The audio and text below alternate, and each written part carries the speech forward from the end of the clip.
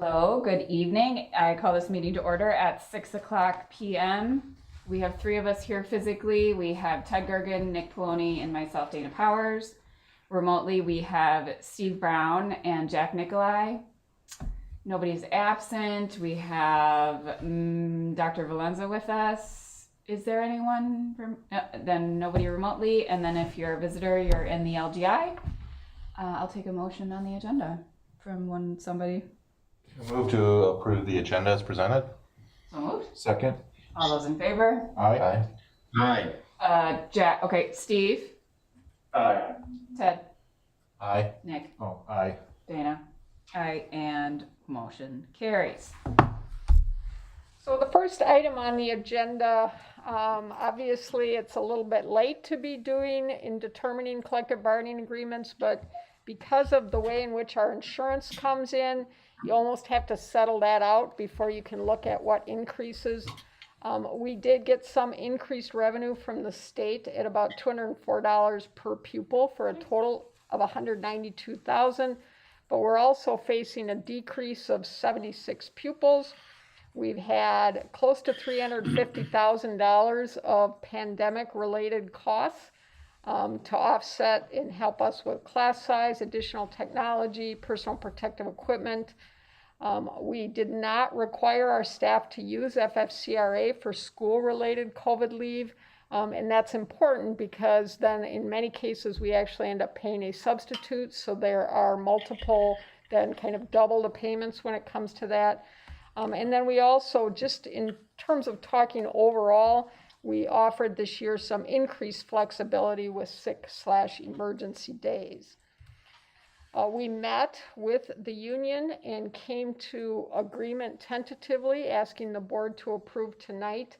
Agreement where in its totality is about a 2.68%. If you look at our total expenditures of $4.5 million, and then a CPI of 1.81%, which is what it was set at, that would be about $83,000 to do that. What we came to tentative agreement on was to add $500 to each cell on the matrix, allow for step and lane changes as they were eligible, and that's considered supplemental. And then also a longevity stipend. It says $4,500, that's the total. It would be $500 per person that's in that very unique quadrant on our salary matrix that would not have been given an increase, for a total proposed increase of $123,150. The range from staff will be a majority. We'll get the $1,300 up down to about $500 for those ones on that select corner. You can see the matrix, that's with all of the $500 added to each cell. The supplemental pay, as I mentioned, were to allow step and lane changes, and then to pay a one-time non-precedential stipend of $500,000 to all staff in lane MA plus 30. Whoa. $500. Not $500,000. $500. Sorry. $500. Okay, my vision is not perfect here. Dan's excited over there. Dan laughed. I don't. Dan, it's not $500,000. For those that are in the lane, Masters plus 30, step DD, which presently is at $79,600, who have been topped out in the cell for the second year plus. So again, a total of $4,500. So asking for consideration to approve a teacher contracted base wage increase in the amount of $500 per cell as presented. And just for anybody who's watching, the negotiations team did meet on this. I don't know if you touched on this. So this isn't new information. Us as a committee met with SPEAK representatives. And okay, questions? No, Jack, Steve, okay. no, I have no questions. I was just going to make the motion. Yep, go ahead. As I move to consider to approve the teacher contracted base wage increase in the amount of $500 per cell as presented. Do we need to do them separately? Okay, so moved. Second. All those in favor? Jack? Jack? Jack? Steve? Aye. Ted? Aye. Nick? Aye. And Dana, aye. Motion And Jack carries. did an eye with his hand. Oh, he said, His mic okay. was not working. Thank you for your hand eye, Jack. We are, And aye. hand eye, yes. So then, again, as required under law, because CPI does tie the base wage increase to CPI, would need consideration to approve teacher and contracted supplemental pay increase as presented. A motion I to, move to consider to approve the teacher contracted supplemental pay increase as presented. So moved. second, All those in favor? Jack? Aye. Perfect. Steve? Aye. Ted? Aye. Nick? aye. Dana, aye. And motion carries. And then looking at support staff, in addition to some of the things we already talked about this evening, we did increase the sick/emergency days by 5 for our school year employees. And then we also provided access immediately to 2 weeks of vacation for full year employees as additional for them. In this case, we're asking for an agreement of 1.92. You can see our total expenditure of 1.2, and CPI at 1.81, which would be 22,000. The agreement that we were able to reach through our negotiations was to add 34 cents to each cell on the matrix for a total of $22,774.90. You can see our support staff matrix does allow movement over as they get in 3-year increments. This is important because we did come to agreement on supplemental pay also, which would allow all lane changes that staff are eligible for. And then we resolved kind of a scenario with our employees who had partial years and came to agreement to move the partial years over 0.5 into that next year so that we had mid-year, we weren't doing mid-year adjustments. So is that written down somewhere? I know that sounds like a stupid Yes, question. it's in the actual base wage agreements. Okay, so we know that we don't have to keep going through this Correct. every, okay, Yep. got it. And so for a total cost of $1,440, this is a really low amount compared to a normal, but if you remember last year when we set that matrix, we had some employees, we promised that everybody would get an increase, and that required us to bump some people prematurely to be in a lane so that they could actually get a raise last year. So a minimal amount of change in terms of lanes, a total cost of an increase of $24,203.07. Again, the 2 separate motions. Motion to approve support staff base wage increase in the amount of 1.81% CPI as presented, 34 cents hourly. So moved. Steve Brown, second. All those in favor? Jack? Aye. Nice. Steve? Aye. Ted? Aye. Nick? Aye. And Dana, aye. Motion carries. Next. And then supplemental, I motion to approve support staff supplemental pay increase as presented. So moved. Jack, second. Nice. All those in favor? Steve?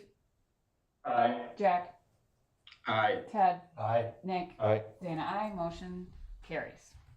Gosh, we got that down to a so then I'm happy to report that we have a business administrator contract. If you recall, we had a mid-year resignation.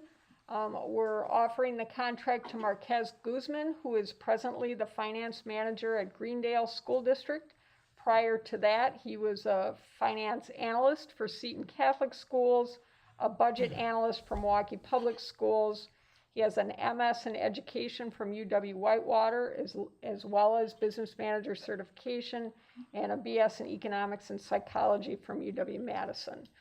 The recommendation would be to approve a contract for Marquez Guzman for the remainder of the 2021 school year in the amount of not less than $35,050 $35,053.85, which is the $93,000 annually prorated. And then also a contract for the 2021-22 school year and 2022-23 school years as presented. I move to approve the contract for Marquez Guzman for the remainder of the 2020-2021 school year in the amount of not less than $35,053.85, which is $93,000 annually prorated, and for the 2021-2022 and the 2022-2023 school years as presented. So moved. Second it. All those in favor? Jack? Aye. Steve? Aye. Ted? Aye. Nick? Aye. Dana, aye. Motion carries. Yay. So I would like the board to at least preliminarily approve some of the reductions. I'm not asking for unique reductions, just sharing with you kind of a package of what we'd be looking at doing. Typically, when we're looking at hourly employees, that would be something administratively we would handle. It doesn't require board participation, but because of the fact that it's kind of a mid-year reduction in staff, I would like the board to overall approve. And so what we're looking at doing is we have at least one temporary contract that will not be renewed. It was issued as a temporary contract to alleviate some of the uncertainty around class size and how things were going to be handled last fall. We also had to hire 2 long-term substitutes, and we hired 7 to 8 designated building subs. And I'm asking for the board's approval in reducing some of those staff members, mainly the long-term substitutes, because we no longer have those positions open this next semester, and also reducing 3 to 4 designated building subs. They have been really helpful, but we're also rapidly moving into benefit territory for our designated building subs. You have that 6-month look-back period. And so my recommendation going forward is we still continue moving forward with about 3 or 4 designated building subs, but the remaining designated building subs that we have could still go back to teachers on call and could still sub in our building. They just wouldn't be guaranteed a set amount of days at the higher level of sub rate that we've been paying for our designated building subs. And again, like I said, my recommendation to do that reduction is mainly due to the significantly increased costs if we continue going forward with the number of designated subs that we have. The actual decision as to which ones would be hung on to would be determined by administrator recommendation for those that actually work with those subs in the building. What I'm looking for is a board recommendation to approve supervising administrator recommendations to reduce temporary non-contracted COVID staffing reductions on an as-needed basis. Jack Nicolai, approve revising my recommendation is I'm backing off. No worries. Brain's not working today. No problem. Next. Steve Brown, I move to approve the supervising administrator recommendations to reduce temporary non-contracted COVID staffing reductions on an as-needed basis. So moved. Second. All those in favor? Jack? Yes. Steve? Aye. Ted? Aye. Nick? Aye. And Dana, aye. Motion carries. So then, Wait. so we have for quite a few years now had a joint staffing arrangement for library media with Westosha Central. It was a 50-50% shared contract for library media services. It was Sarah Evans that was the person that was on that shared contract. One of the aspects of the contract is the agreement shall continue in effect unless the central board is notified of cancellation by January 15th of the year, the contract is to be canceled.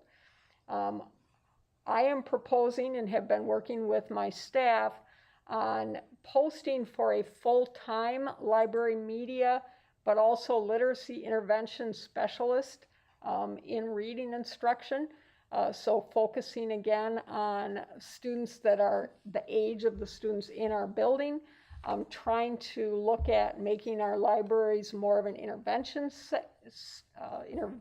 place for students, and hiring somebody who has specific expertise in reading at the elementary level.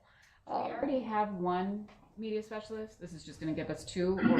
No, so we we went down have to a we have a half-time library media specialist. We have, again, depending upon where we were at, because as we walked into this year, we did some changing with our interventionists in terms of reading and had some plans to look at some changes there in either way. But looking at having a full-time library media / reading interventionist on staff, as opposed to sharing that half-time person with Central. Well, that'll be easier too when more kids are in the building Yes. again. Yep. Okay, good. So the recommendation would be to, because we have to do it by the 15th, issue notice of non-renewal of the shared contract to the Westosha Central Board of Education and develop a posting for a full-time library media reading interventionist. Connie, what do you see overall as the impact on budget? I actually see it as being a wash because right now we presently have last year we had 2 full-time, about 2.5 full-time reading interventionists. I'm looking at a minimum of reducing a 0.5 reading interventionist, and that would pick up the additional cost of the library media. Okay, very good. Thank you. Yep. I move to issue notice of non-renewal of shared contract to Westosha Central Board of Education and develop posting for a full-time library media and reading interventionist. So moved. Second. All those in favor, Jack, Aye. Steve, Aye. Ted, Aye. Nick, Aye. and Dana, aye. Motion carries. Yeah, I won't spend a lot of time on this, but I did want to just give a quick update in terms of where we're at for second semester. As you will recall, we sent out to parents asking if they wanted to change the choice that they had made. And so just to give you a little bit of an idea going down, you can see the 2 numbers where I've got, for example, 3 and 0. That means there are 3 students that are coming back into the building, 0 that have opted to go the other way. Just running down 5K, 7 and 0, first grade 10 and 0, second grade 6 and 1, third grade 8 and 0, fourth grade 8 and 2, fifth grade 8 and 0, sixth grade 8 and 3, seventh grade 4 and 3, and eighth grade 11 and 3. It does change a little bit. We did send out saying that we may not be able to continue blended in all of the grade levels based on the numbers. So if you look down kind of through at the class sizes and then the number of sections, we never had a blended at 4K. We will not have a blended at first grade going forward because of the small number of students, and will not have a blended in 4th grade going forward. So you can see kind of where we're at overall in numbers. Just to give you a little bit of a recap on where we're at, the number of students that moved into traditional increased by 113 students. So again, these could be students coming from blended into traditional or coming from virtual into traditional, but a pretty significant increase in numbers of students in the building. You can see the total number blended, minus 50, total virtual, minus 63. Again, taking a look at the different grade levels in the PK5, plus 93 in the building. That was obviously the area where the most significant numbers of families returned to the building. Minus 44 in blended and minus 49 in virtual.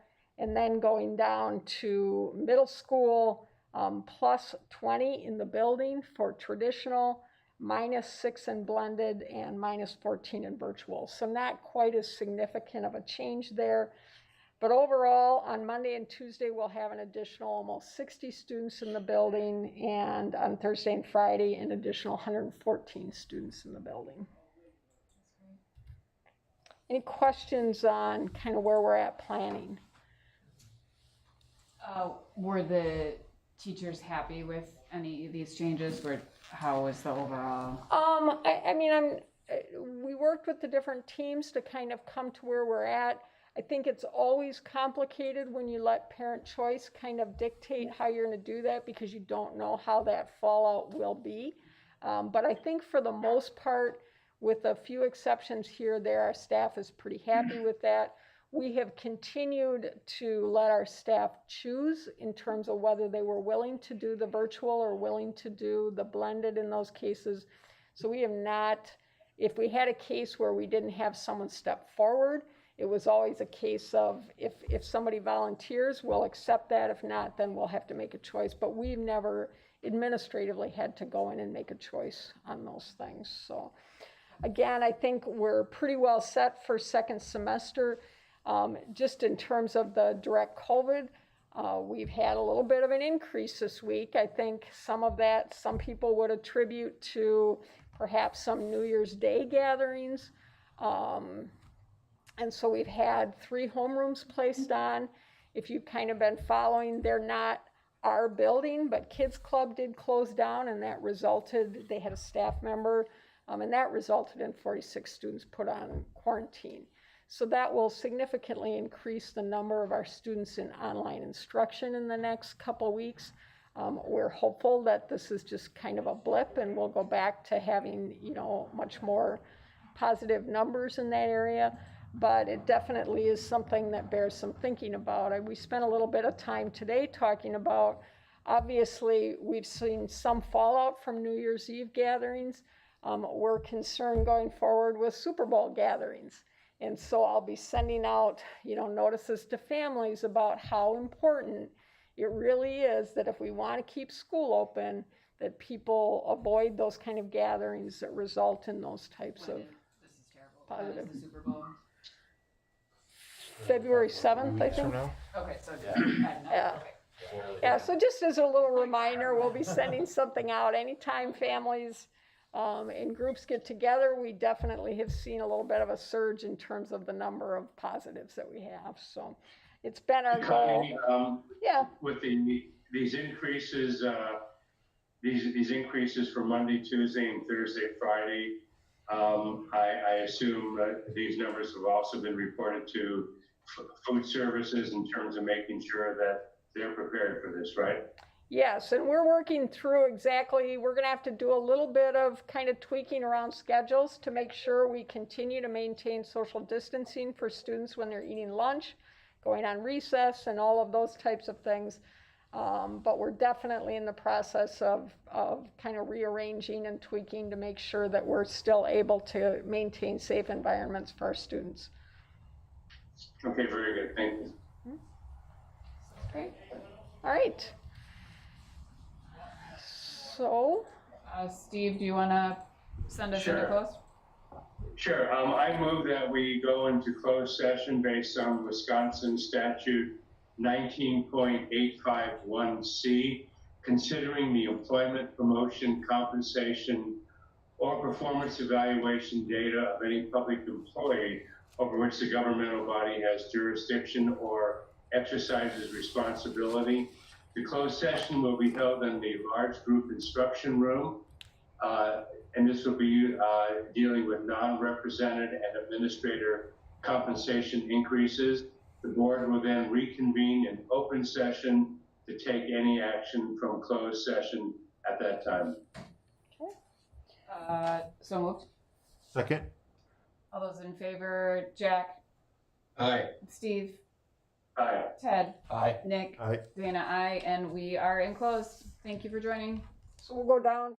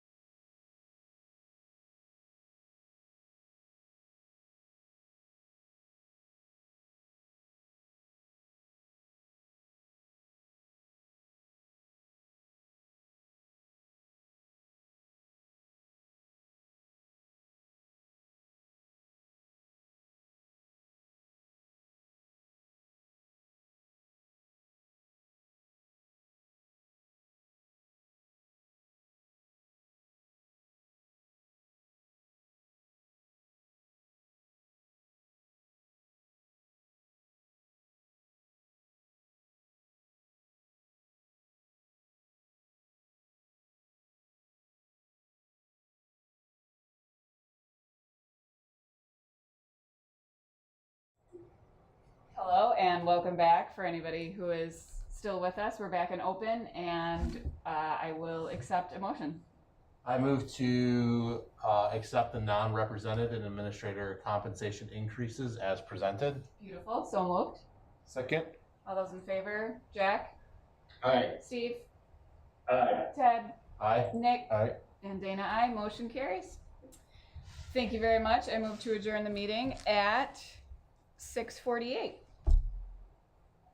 Second. All those in favor? Jack? Aye. Steve? Aye. Ted? Aye. Nick? Aye. And Dana, aye. We are adjourned. Thank you.